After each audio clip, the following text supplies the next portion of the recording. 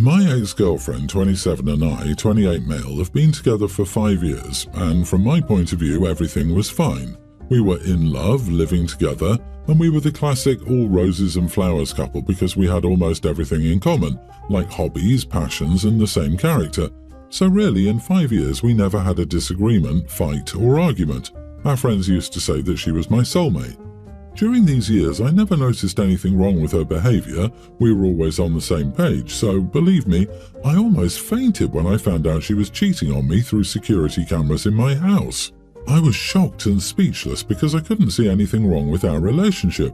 We were both extremely happy, going on romantic dates, giving gifts, and doing little acts of kindness. So really, the cheating came out of the blue. The next day, I came home from work and all her clothes and things were gone.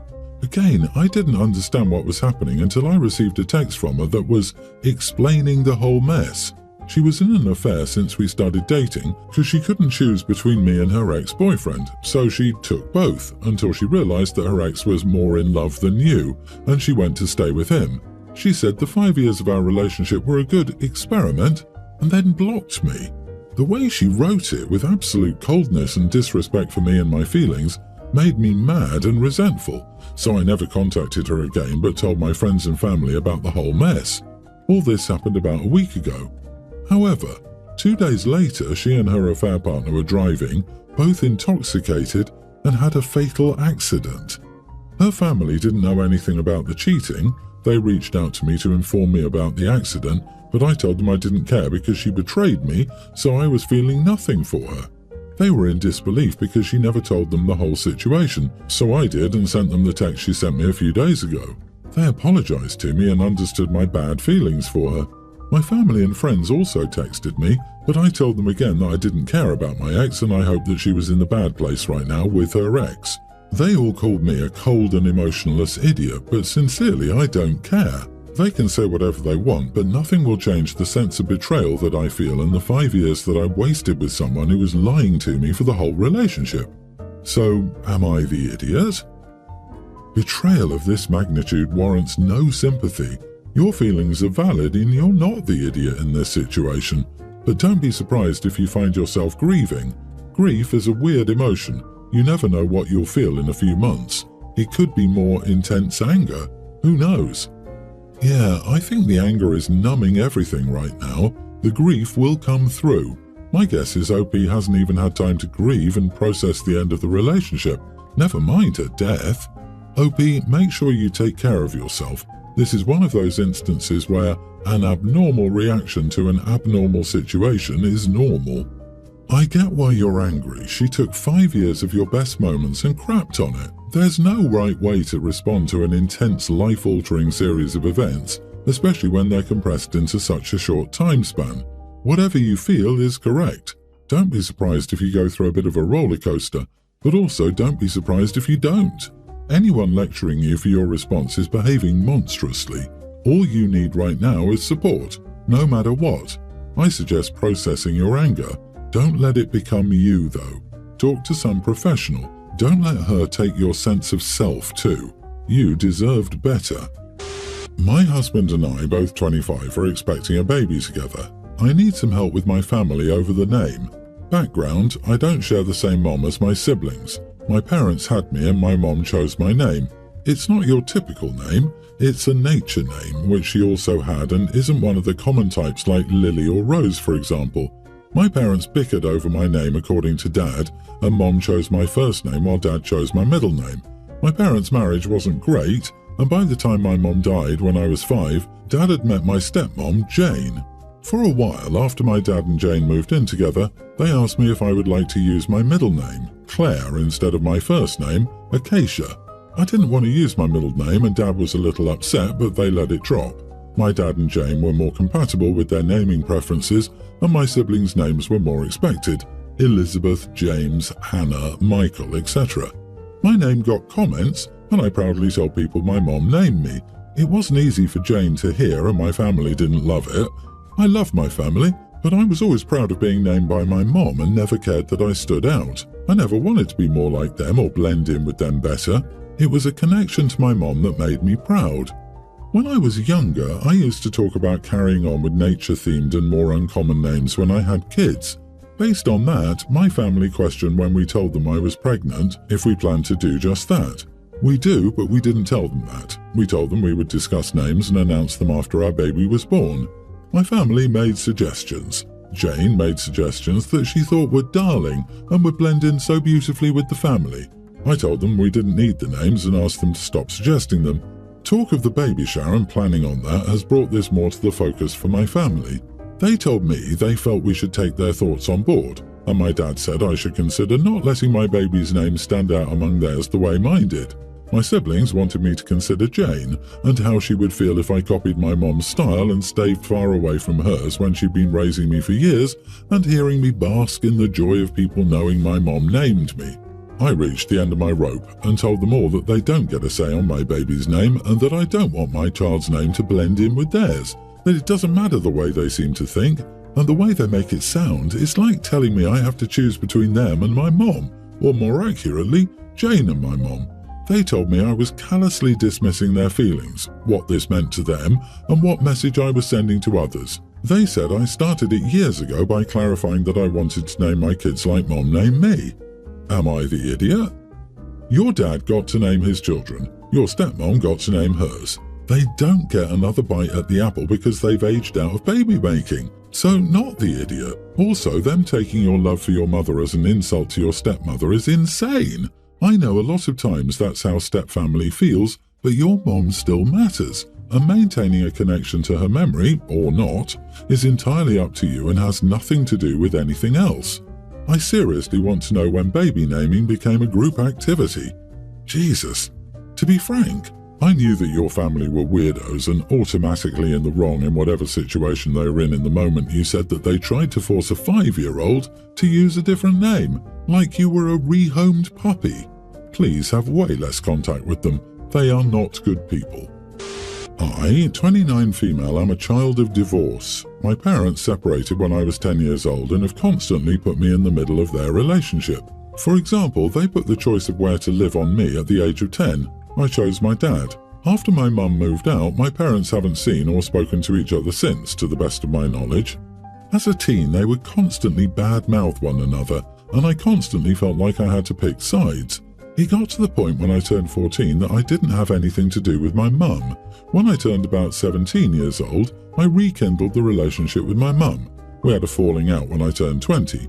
We rekindled again when I was 25 or 26. Since then, things between my mum and I have been fine. Dad has always been a stable, reliable parent. Although we have argued like any father and daughter, he's always been there for me.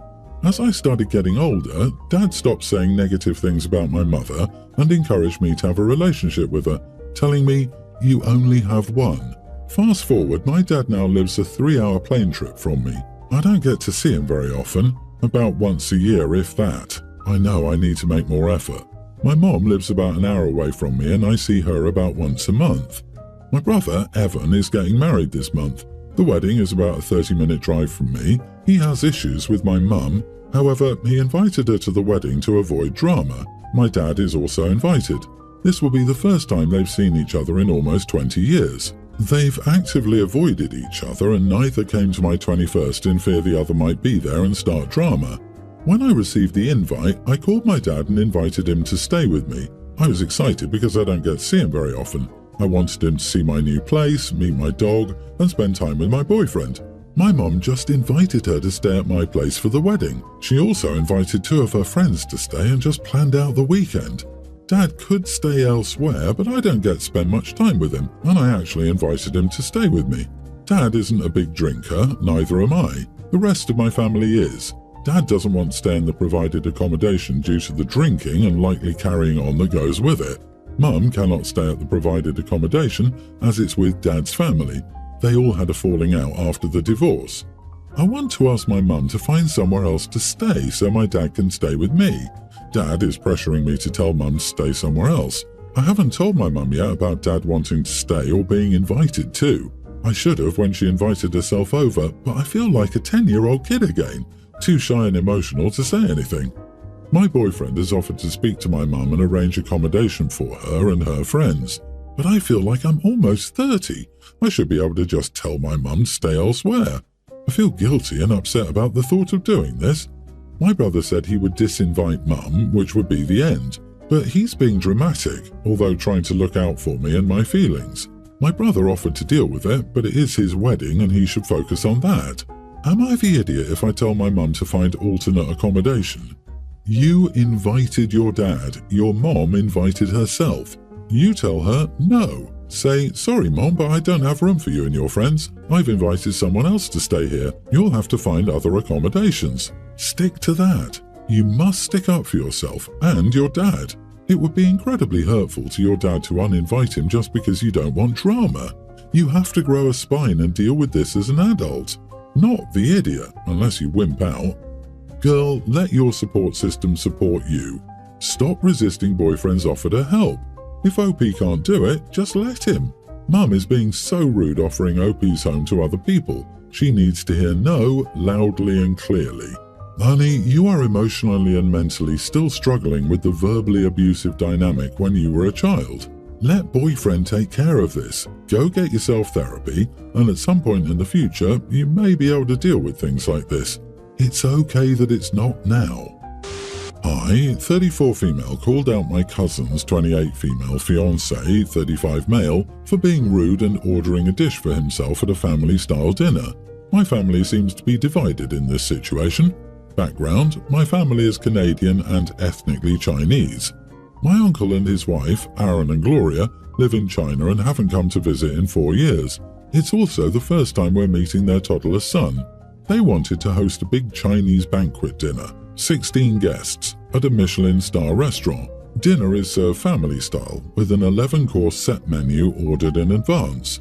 My cousin, Monica, brought her fiancé, Todd, who wasn't initially invited, so we ended up being 17 guests. This wasn't a huge deal, just a minor oversight, so there was plenty of room and food to go round. 2 dinner sets were ordered, enough food for 20 people. We had 4 Peking ducks and everyone got a generous serving of 5 to 7 wraps each. Another Peking duck was brought to our table later. My aunt was confused, but Todd spoke up and ordered another Peking duck, $280 before tax. He had no intention of eating the rest of the dishes and just wanted to fill himself on duck.